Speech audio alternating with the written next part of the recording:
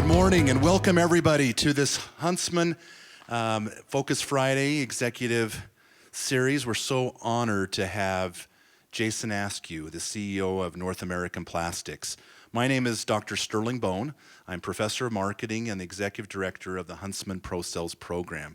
And we are so excited to have our longest tenure partner in the Huntsman Pro Sales Program, North American Plastics, with us. I welcome all the students. I see there's a number of faculty colleagues, and we have a number of our staff. Thank you for being here. We are going to turn the mic over to James Ackley, co-president of ProSales, who's going to give you an introduction and turn it over to Jason. Let's give applause to James.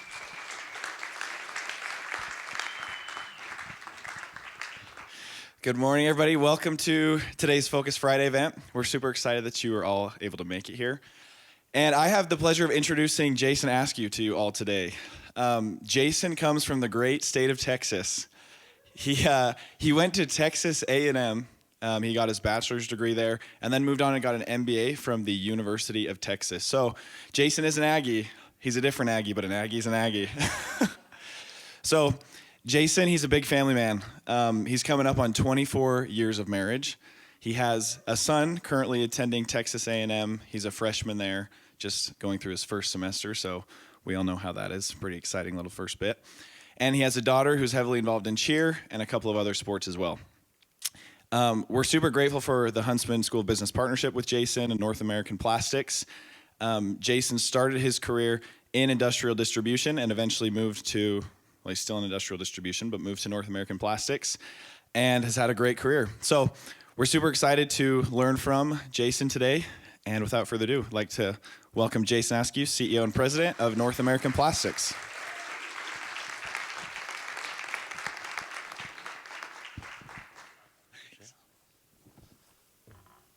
All right, I appreciate the introduction. I guess I can throw away the first page of this presentation I put together, so make it easier. But no, Jason Askew, I'm the president and CEO. I'm actually president and CEO of a company called Plastics Family America, and North American Plastics is a division within that, hosts a number of different brands. But excited to be here with you guys this morning. My first time on campus, so I'm also an Aggie, as he mentioned. But kudos to Sterling. Where's my man Sterling? Did everybody see Sterling's shirt this morning, representing plastics? Yeah, no, really, Sterling's been a great partner, and we appreciate the opportunity to be here with you guys this morning and a great turnout on a rainy Friday afternoon. Honestly, if I was in school, I don't know if I'd be here this morning. So, but yeah, I gotta tell you, the Utah State pipeline for talent for us, for permanent new hires, full-time hires, interns, it's been amazing the last couple of years, and you guys may not recognize it, you may not see it, but we recruit other colleges, and just the level of quality of students coming out of Utah State is well above and beyond. Just the professionalism and the amount of education you guys receive. You're so well prepared. You'll continue to see us expand our partnership with Utah State. So round of applause for you guys for being amazing. So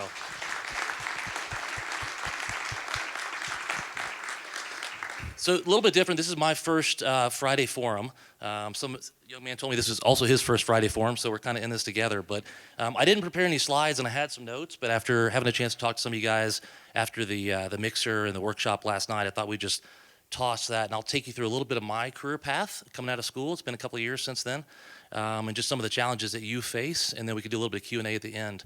Because most of you here are seniors, any seniors here getting ready to graduate, so probably trying to find a company to work for. Anybody freshman, sophomore, trying to figure out, like, am I in the right meeting or not? Is this what I want to do, sort of thing? And then some of you guys are in between. So hopefully you can learn from some of my career pathing. Amy asked me and Kelly asked me to talk a little bit about leadership and culture and what those things mean. So hopefully we'll kind of find our way into those as we go through it for the next hour.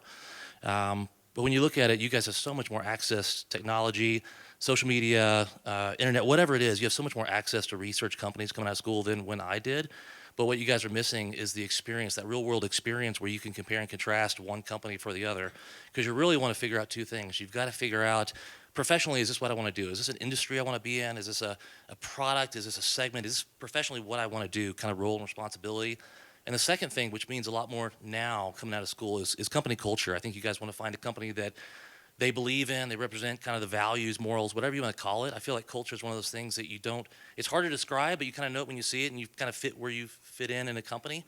and that's really hard to get your arms around, right? Again, you can go through Glassdoor and see what other employees think that have worked there and that sort of thing. So just encourage you all, even if you're a freshman or sophomore, as much time as you can spend with companies doing professional internships, talking to people, just real world experience, it's tough to beat. So, but as mentioned before, I studied industrial distribution at Texas A&M. I actually started off in civil engineering because my dad was the director of public works for the city of Dallas, and he was a civil engineer, and I didn't know what I wanted to do, so that sounded good.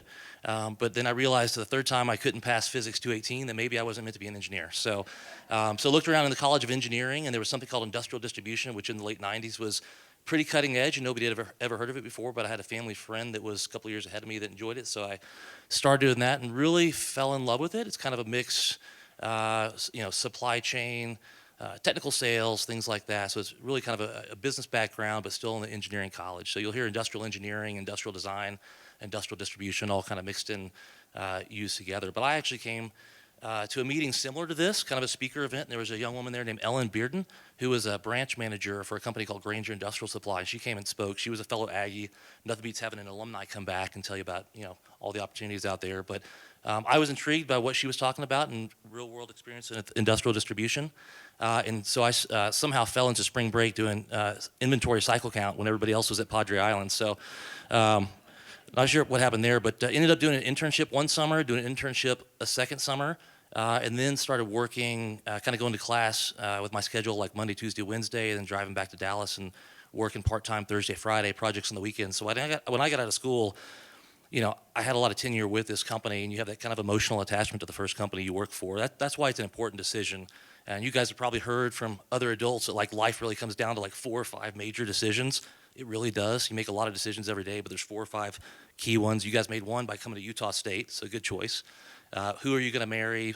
Company you're going to work for. There's 4 or 5 key decisions. So I fell in love with Granger, spent about 7 years, got out of school, was an assistant branch manager for a year at a location in Dallas where I was from, which was great. I actually lived with my in-laws for a year, which see me after. I can help you understand what that's like. We weren't married at the time. We were dating, and then I lived with her parents, so whole different story. But anyway, did that for a year, and then moved out to West Texas to take on my first kind of branch management opportunity in the oil patch in Midland, Odessa. Anybody ever heard of Midland, Odessa? Yeah, it's kind of a small town. Friday Night Lights, that's where that's based out of. Got married. My wife moved out there. We went to the grocery store, and a bunch of tumbleweeds blew by, and she started crying. It was the whole thing. So, but at that point, again, so I interviewed for my first job, branch manager. Didn't know anything. Had a great degree in industrial distribution, pursuing a graduate degree, all that. Interviewed for the job. There was an assistant manager who was twice my age. Interviewed for the job. He didn't get it, right? So not only did he not get the job, but then my first role from corporate was to demote him into some other job, right? So I was like 22 years old. This guy's twice my age. So anyway, I was probably the worst branch manager for Granger in the history of Granger. Like, just terrible. I learned a lot, though, and had a great team. So eventually I figured it out, but just a lot of trials and tribulations. So if you ask me war stories, that's probably where most of them come from. But at that point, young newlyweds didn't own much, so we said, we'll go anywhere for the right opportunity. So I flew to Seattle for a job in Spokane, Washington. And then during the interview, got the job, and they told me they decided to move me to Seattle. So we moved sight unseen from the oil patch in Midland, Odessa to Seattle, Washington, which a little bit of a culture shock. But I guess what I would say there is your ability to relocate early on in your career, you will significantly bypass others who maybe are a couple of years ahead of you. Not that you need to retire in the first place that you go, but go out, right? Move around a couple of times, live a couple of different places, see the country. I lived in Pittsburgh and Minneapolis and Washington State and all over the country. Good and bad about anywhere that you live, but if you're open to relocation early on in your career, you will short circuit that career path, and you will leapfrog people who may have more experience. They'll just be open to opportunities. So consider that when you're thinking about, we'll plug for our company. We've got hundreds of locations. We're looking for talent all over the country, and we've found that Utah State students are more open to relocation when they first start their career, and that's definitely a plus, so think about that. So moved out to Seattle, Washington, managed a branch for Granger out in downtown Seattle, and then just kind of took on progressive levels of responsibility. I ended up managing that region for them, so it was kind of Oregon, Washington, Idaho, Alaska. Anybody here from Alaska? There was a young lady here last night from Alaska. Anyway, so got to spend some time up in Alaska. And Granger's a fantastic company, publicly traded, $12, $13 billion, but very corporate. So the guardrails are pretty tight, so not a lot of reward or enthusiasm around creativity. It's not an entrepreneurial atmosphere. It's not real P&L or financial responsibility. You're kind of managing to a budget. So for me, I kind of felt like I stalled and wasn't progressing.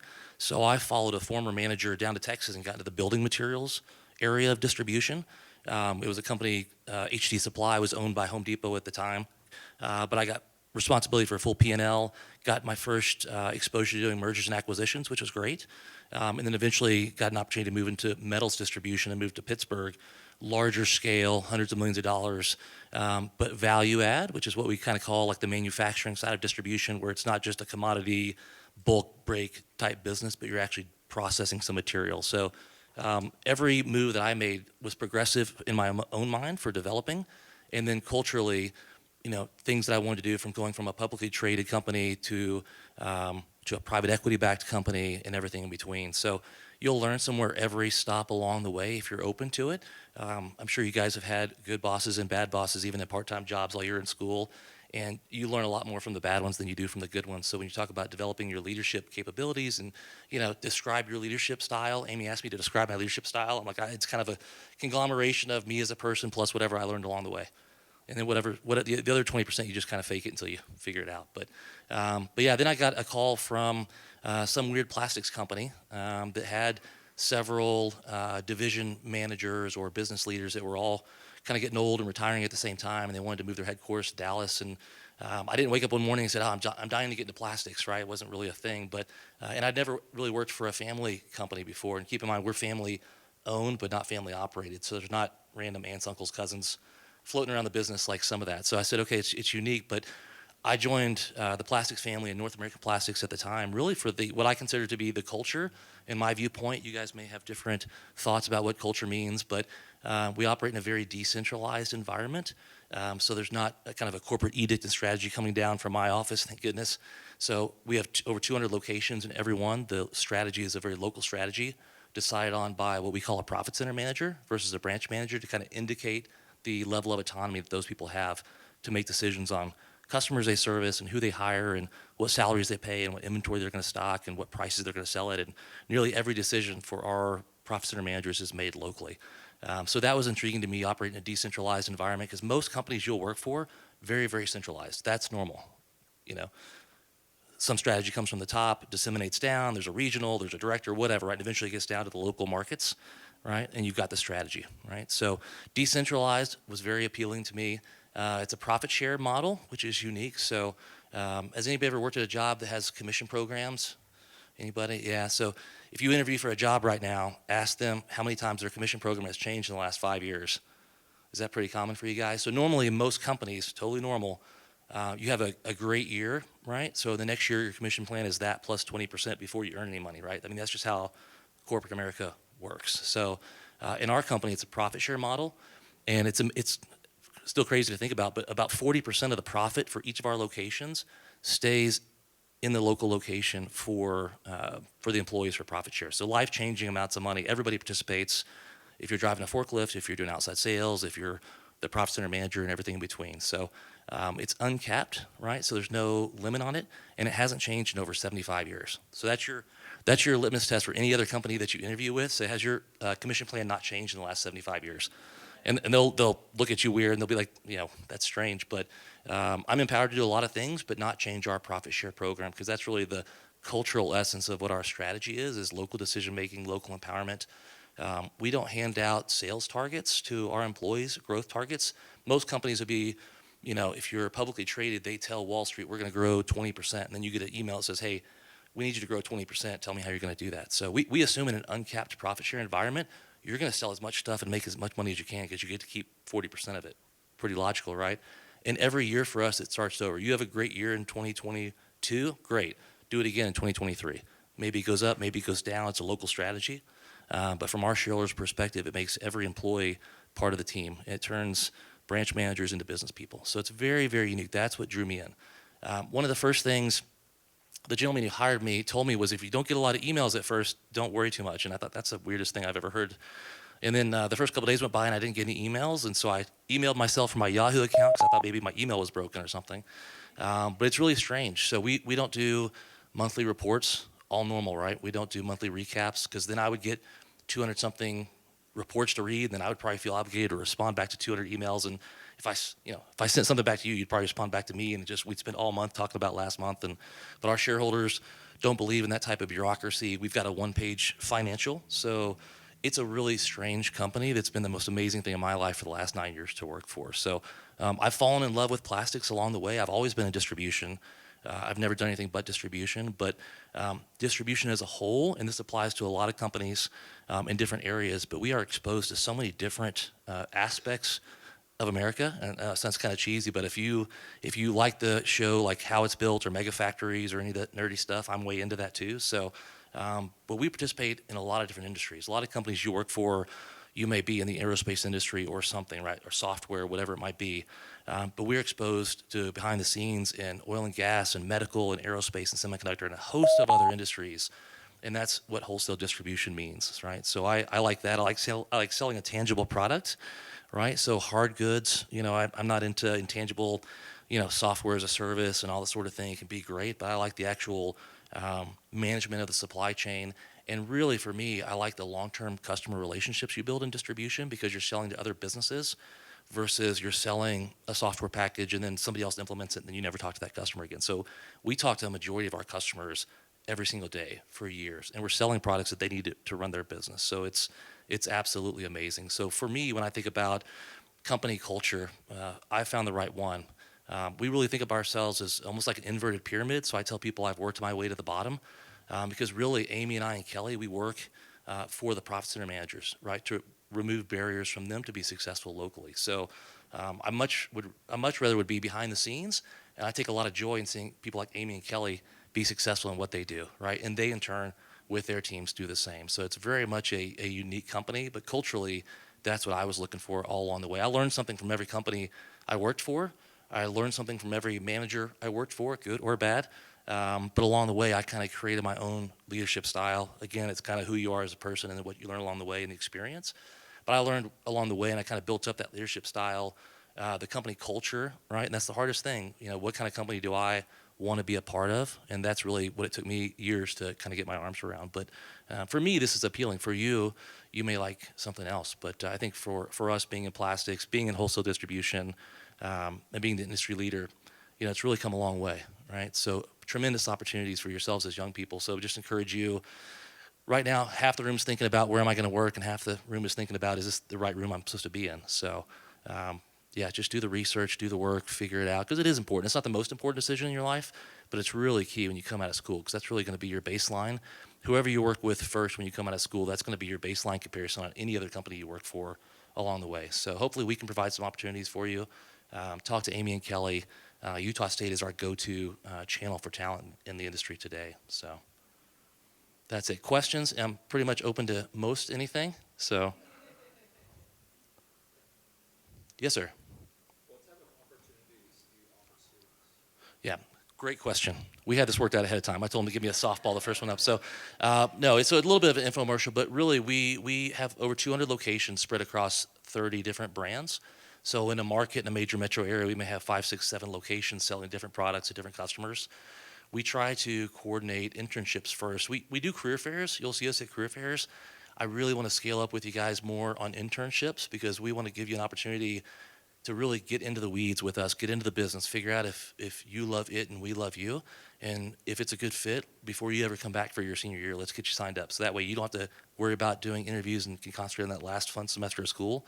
And we create that pipeline of talent. So we really have put more emphasis now on opening up as many internship opportunities all across the U.S. So they're not all in Salt Lake. We can certainly do Salt Lake, but if you're open to going to Dallas or Chicago or L.A. or Orlando or anywhere else for, I think it's 10 weeks now.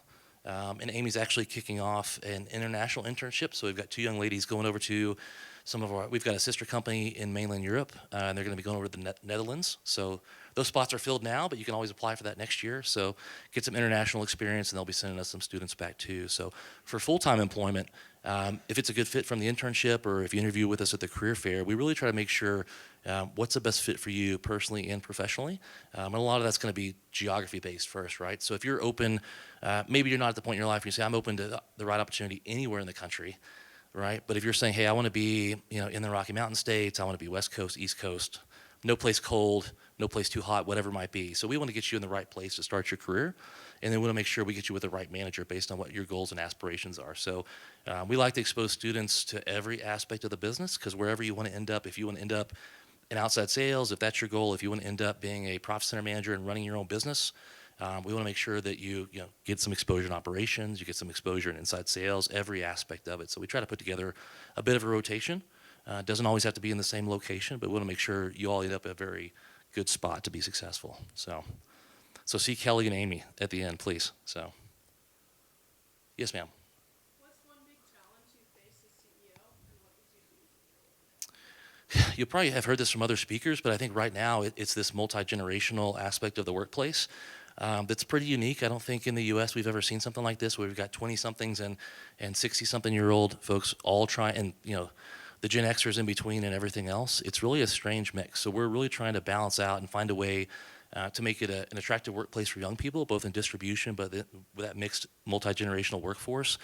But then also find a way to overlap that, because we've got a lot of baby boomers starting to exit, and you probably have heard that from a lot of employers that have a lot of tribal knowledge, and they're probably the last ones to put that tribal knowledge into a CRM system, so it's not going to be available once they leave. So to be able to cross over, we've had some great interactions where we've seen kind of these 60-something kind of baby boomer getting ready to retire partner up with a 20-something just out of school, and they actually love to sit down and pass along that information.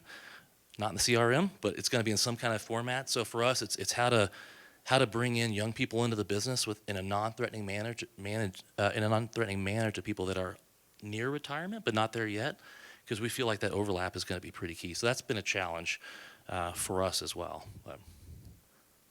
Thank you. Yes, sir, in the back. Okay, so the name is Matthew. I'm a student in operations management, and I'm just wondering, as far as you talk about your background in industrial distribution, and obviously currently the company does do manufacturing. I'm just wondering, as you went through your career and had different experiences, have you found yourself, learning more about different aspects of business, like including like systems, processes, as well as like cost accounting and all those things that go into manufacturing, or do you rely mostly on others? Yes. No.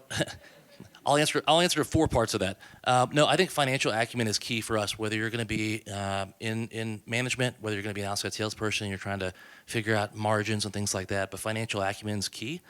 From all the math classes you take, make sure you can understand finances and read P&L. But manufacturing is fairly new to us, so we consider ourselves kind of distributors plus. So most of our locations have some kind of what we call value add capabilities. So instead of being just a distributor of plastic, sheetrod and tube, kind of engineering plastics, performance plastics, not single use, now we have the capability to cut to size, getting into machine parts, things that most of our customers, if you look at a lot of the blue chip OEMs that we work with, John Deere, Caterpillar, Manitowoc, Grove, JLG, any of these big OEMs, Fortune 500, they're really just assemblers, right? They take components. Boeing's the same way. Boeing doesn't actually make anything. They assemble parts from everybody else, right? So we want to get ourselves closer to those OEMs, and so we almost become a parts provider into some of those segments, and it's really a differentiator. If you think about wholesale distribution in our world, there's kind of the suppliers who take resin and they turn it into plastic, sheetrod, and tube and sell it to us distributors, and then we typically sell it to, say, a value-add fabricator as that third step, who then sells some kind of a semi-finished good to an OEM.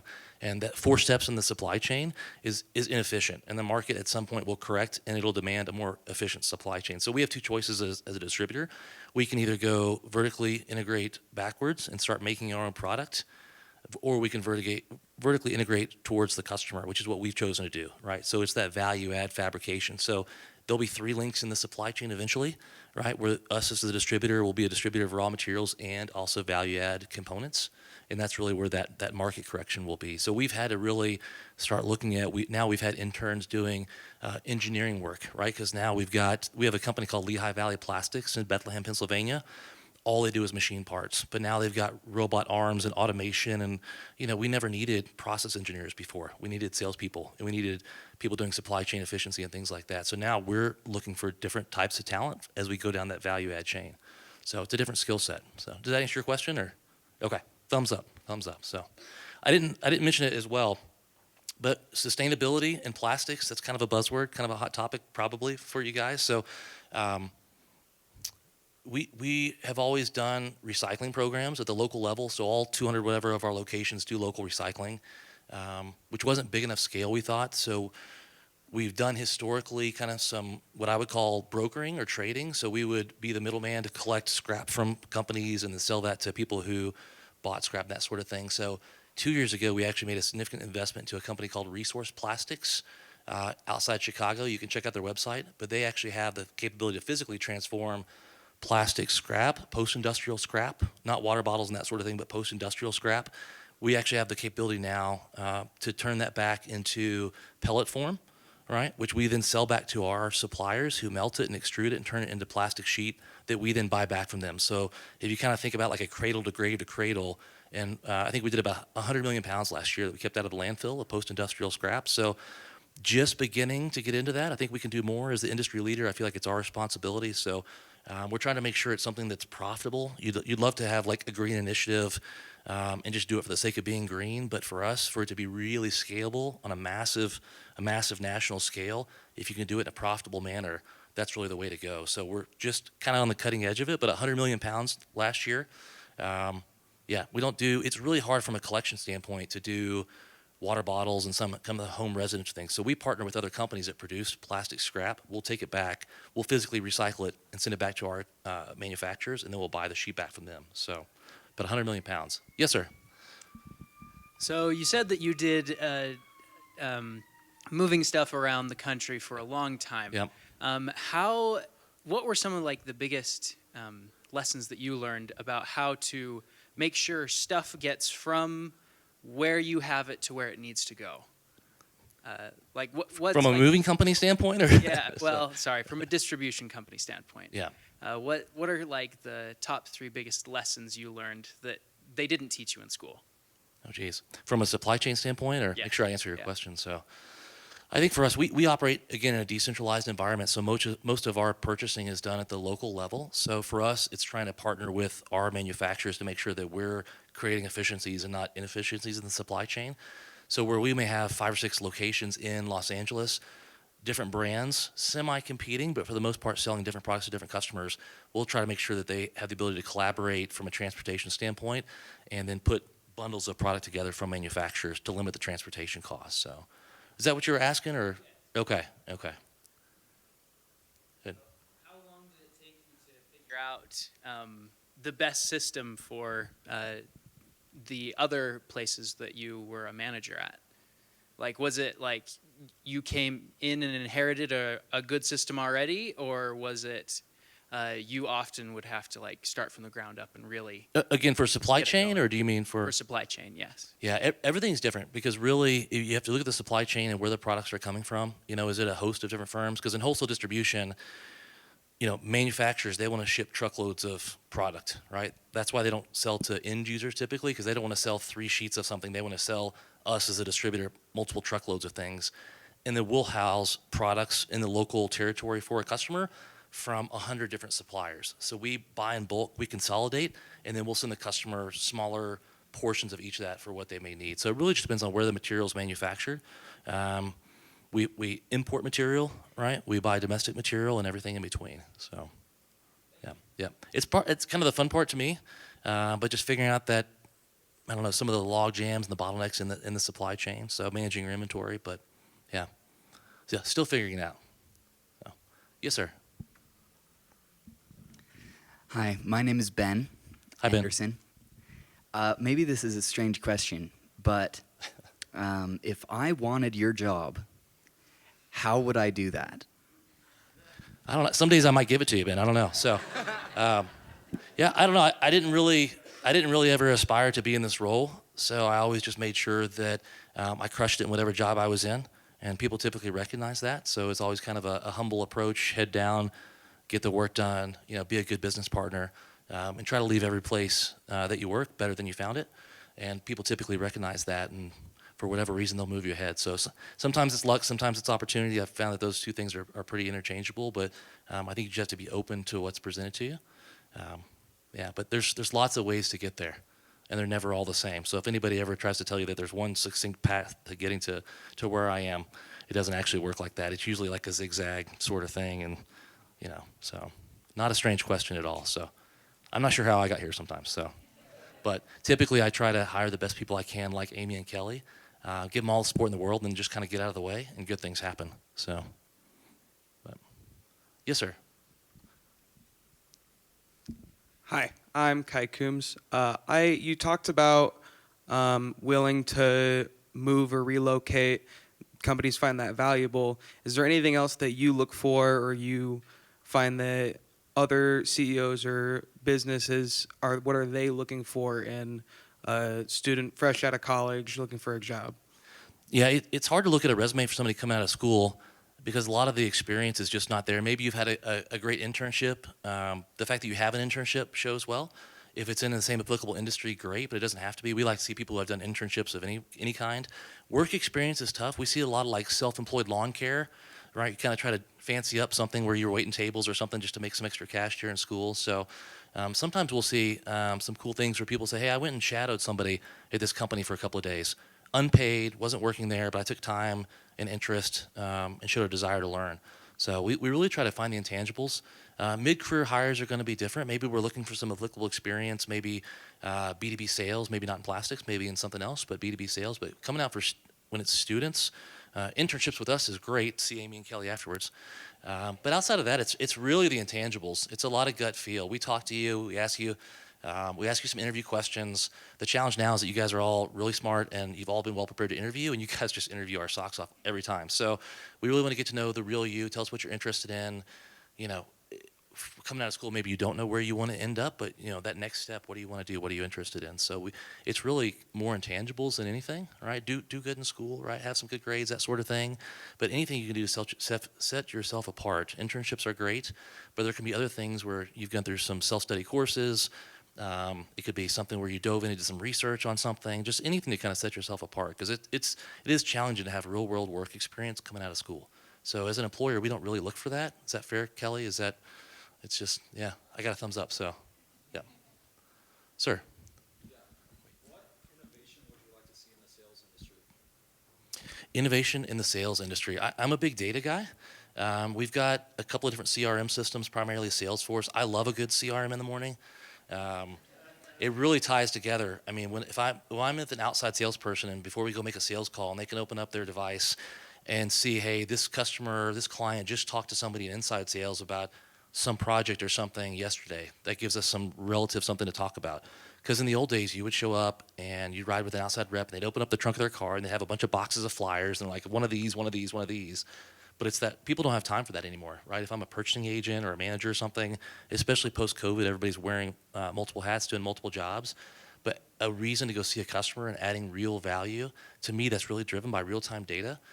You get into some generational gaps there where people have a lot of knowledge, they just don't want to put it in a CRM system. But I think as we see that kind of change in the workforce, to me, if I was coming out of school now and I went to a company that didn't use a CRM, I'd feel paralyzed, right? So how do you know stuff? How do you know customers? So I think the more we in distribution use data, I think the better we're going to be, right? So you can continue those relationships with those companies and have a history there. So, yeah, yep. Yes, ma'am.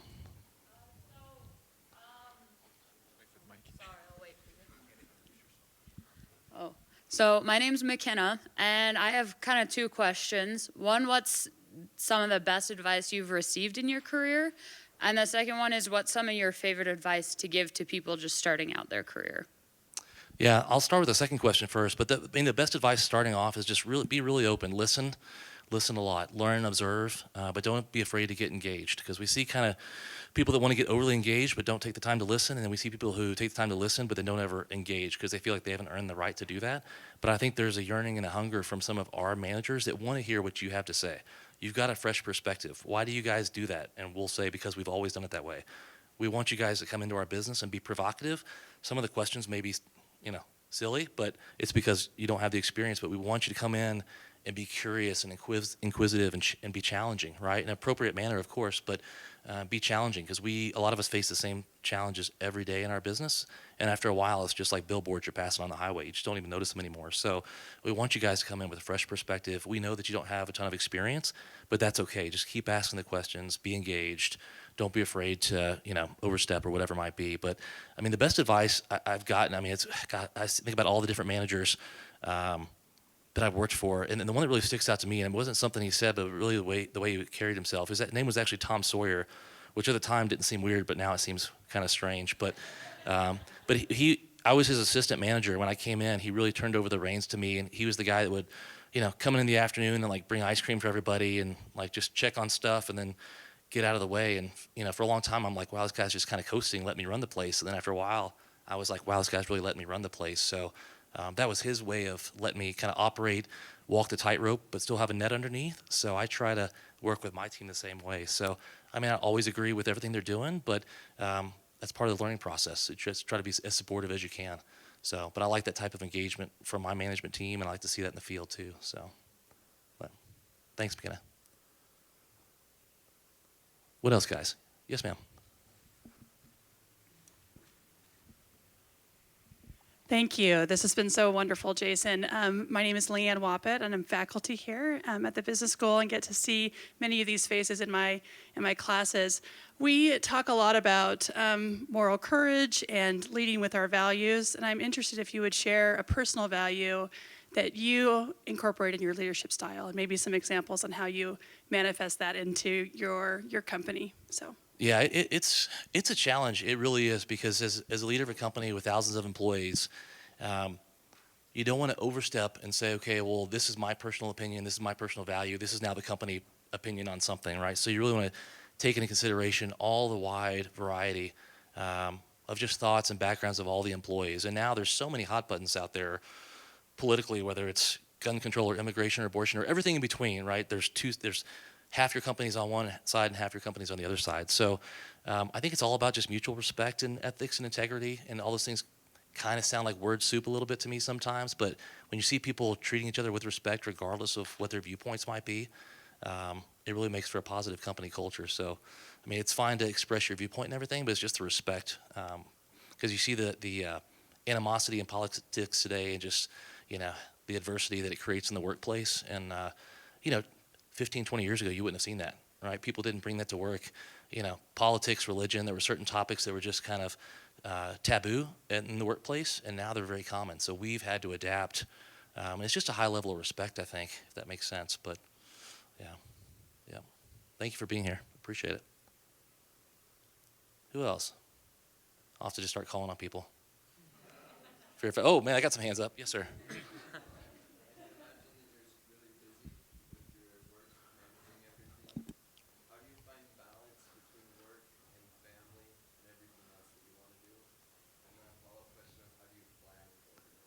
Yeah, somebody told me one time, you don't ever find balance, you just make choices, right? So it's all time, right? There's never really time. You're going to miss out on something important. Make sure you're missing out on it for something that's equally as important, right? I always put family first. I try to limit the number of meetings we have in person, if it can be a Teams meeting. Never have people travel on Sundays for an 8 o'clock a.m. Monday morning. I had a boss that used to do that, and they used to just kill me. So family comes first for me. I'm big in sporting events. Checking on my son. He's a freshman in college. All your parents are following you on Life 360. They all know you're here, by the way. So my daughter's 13, so we mostly Snapchat more than we talk.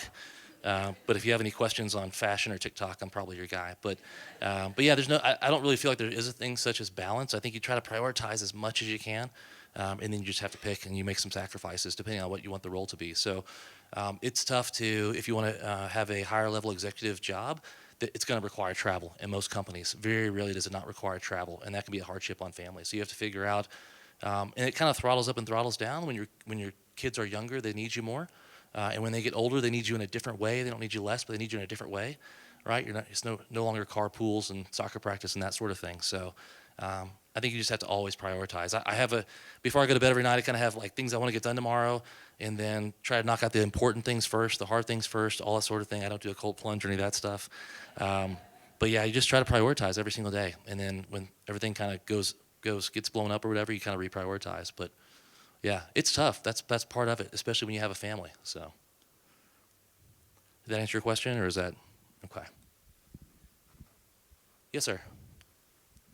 So you talked about how you try to minimize emails within the company. What do you do to like motivate people or recognize them throughout the year?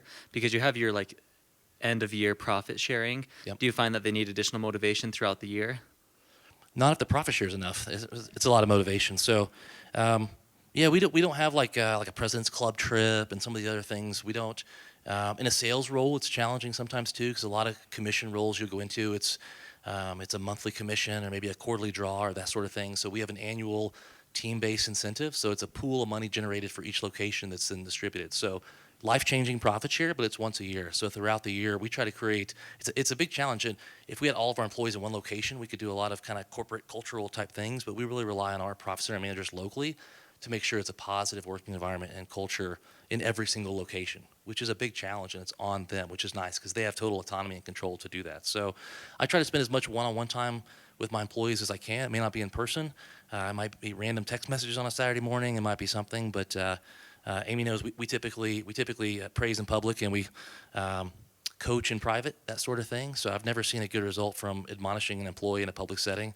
It never typically turns out well, and typically that employee doesn't stay around. So I'm not that type of leader, not that type of management style, but it's the little things sometimes that count. It's a little note, a little text, a little call, something. Hey, I thought you guys had a great month. Way to go, that sort of thing. That I think goes a long way. And people remember those things, and it's not a big sacrifice in time. It's just the fact that you took a second, you thought about them, and then you took the 5 seconds to send them a note on something. So, and we all appreciate that, I think. So, Thank you. yeah, you bet.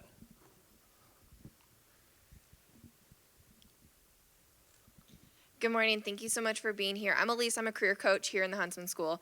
And it would be hard-pressed to say that someone makes it through their entire career without making a mistake. What advice would you have for our students if and when they make a mistake, big or small, in their career?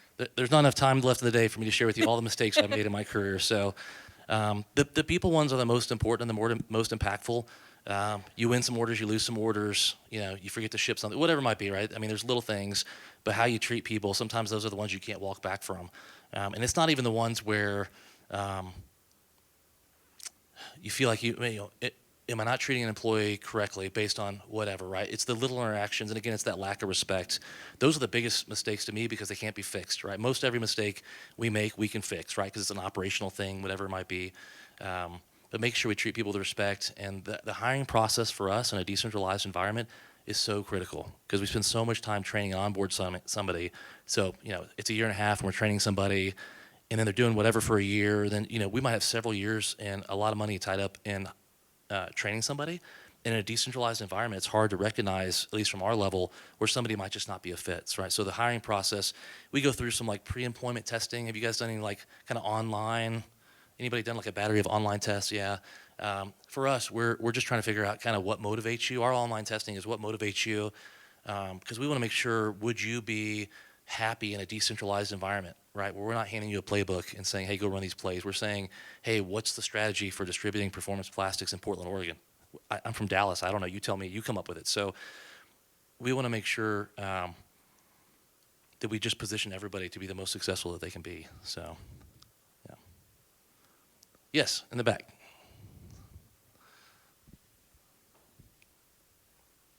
Thank you. Hi, my name is Kennedy Finley. I know that you have talked a lot about, decentralized environments and having a really strong local culture. I was just wondering, what sort of qualities or traits do you look for in a manager that really runs that area of your business? Yeah, it's interesting because when you interview somebody, especially for a management position, if they come from outside your company, you've got an hour interview, maybe some pre-employment testing, and then a resume, which may be 80% real and 20% kind of fluff type, whatever it might be, but you don't really know somebody. And when you're managing other people, that's the most critical, right? So we do test for things. We look at one of the most critical factors in our pre-employment testing would be warmth and the kind of relatability to people, because whether you're a manager and you're relating to customers, to suppliers, and most importantly to your employees, if you're really high IQ but you have really low warmth, it may just not translate, right? So warmth for us is one of the most important things that we look for and we test for. So it's kind of a intangible, squishy sort of thing. But really, it's if they can sell plastic but they can't build a team, they won't be successful in our model, because in a decentralized environment, we're not going to hire people and just send them to the location. So they have to be able to build a successful team. So, and that requires a lot of empathy, emotional IQ, and all those sorts of things. So thank you. Yes, sir.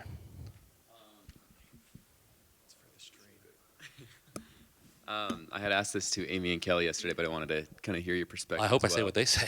So We'll see. We'll see.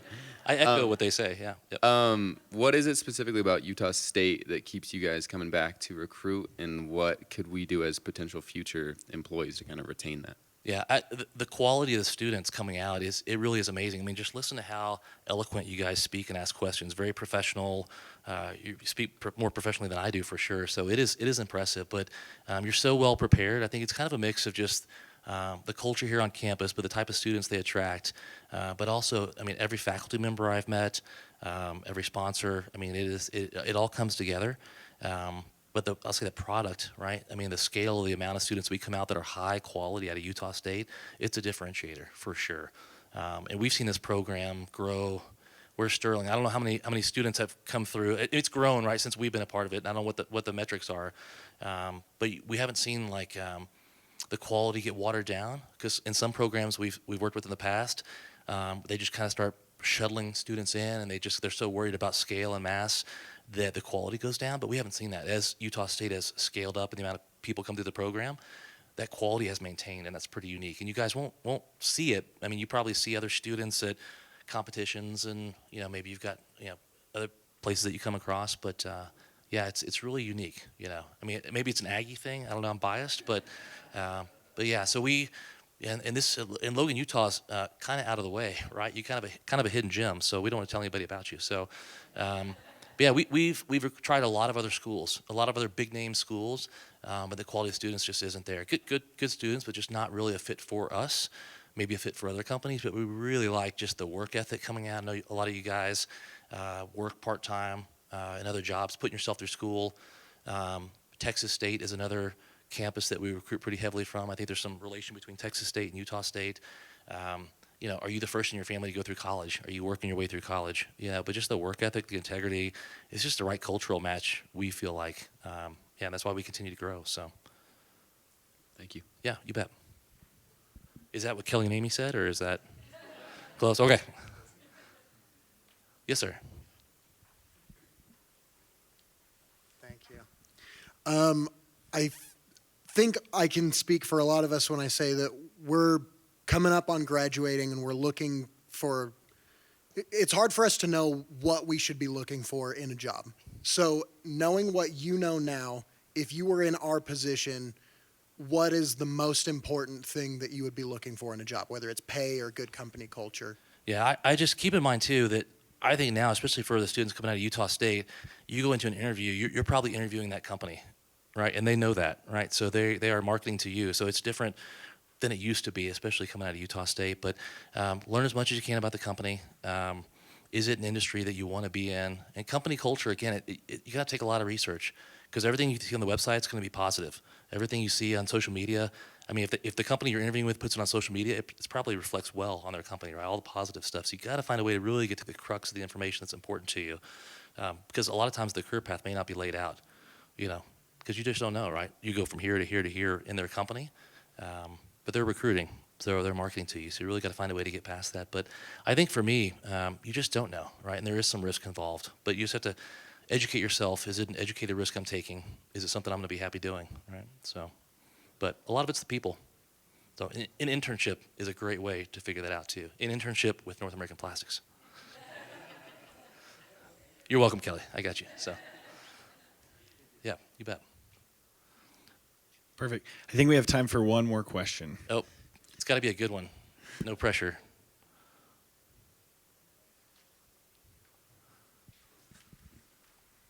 No pressure. I hope this is a good question. I'm Kristen Allred, and I work here at the Huntsman School. I've met your incredible employees and I get the sense that this is a company where you feel like you belong. It's a family. It's collaborative. Like, it's a really wonderful culture. How do you create that so that you come in no matter your background, all genders, all races, all religions, all politics, all that kind of difference, and then make people feel like this is the place I want to be. I love all the people that I work with, regardless of their differences, like you mentioned. They might be very politically different. How do you create a culture where they can get along and work together well? Great question. Way to go. Yeah, I attribute that to really our shareholders, because our shareholder model facilitates that. Because again, it's not one strategy, one edict coming down from corporate. Everybody's doing this. Everything has to be cookie cutter. We have a lot of profit center managers, local business managers that would have never have gotten past the interview process in other companies I've worked for, because most entrepreneurs are a little bit wacky. Have you guys found that? Right? If you came up with Virgin Airlines or Tesla or something, like anybody that you meet, they're a little bit outside the box, right? But that flourishes in our company, right? Because we have wide guardrails. So, and I think that same kind of philosophy, we're always looking for the best candidates, regardless of race, religion, sexual orientation. We just want the best people. So for us, if we take a narrow view of the type of person that we want based on religious affiliation or color, whatever that might be, then in reality, we're not getting the best opportunity for the best people. So we cast a broad net. We want everybody to feel welcome, and we still want the best of the best of the best. So if you look at the number of female executives in our company, I actually have more direct reports that are females than are not. And I think about 25% of our location managers are females, which is exciting.